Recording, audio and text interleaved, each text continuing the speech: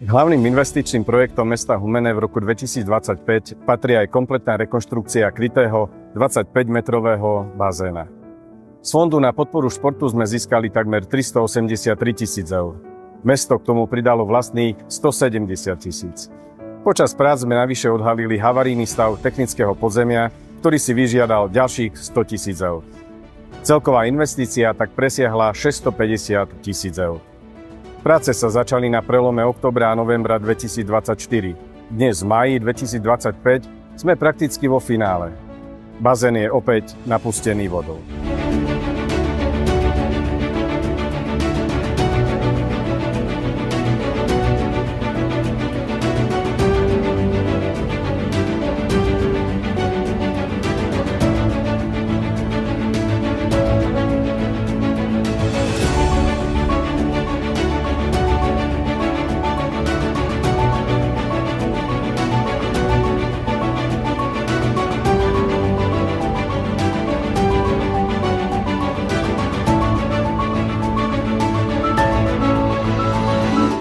Staré bazénové teleso sme nahradili moderným nerezovým, ktoré spĺňa prísne normy Medzinárodnej plaveckej federácie.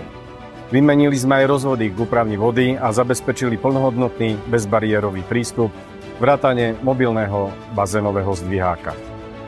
Z vlastných zdrojov správy rekreačných a športových zariadení sa obnovili aj interiérové časti, nové obklady, dlažby a balkón. Pribudla novinka, oddelená mužská a ženská parná sauna.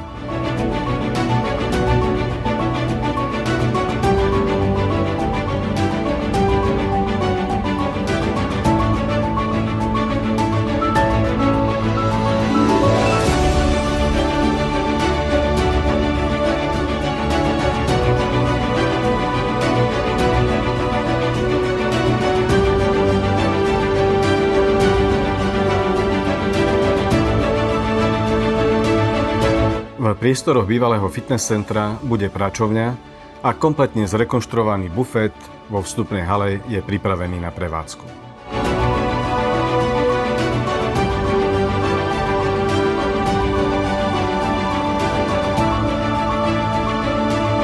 Úpravou prešlo aj okolie vonkajšieho bazéna. Návštevníci sa môžu tešiť na 2000 m2 pochôdzneho betónu, kadiaľ môžu prejsť pokojne aj bosí. Bazén je už plný vody a ja sa úprimne teším, že o 2 až 3 týždne ho opäť zaplní verejnosť, aj naši mladí plavci. Ďakujem všetkým, ktorí prispeli k tomu, že môžeme ponúknuť moderné, bezpečné a dôstojné športové zázemie.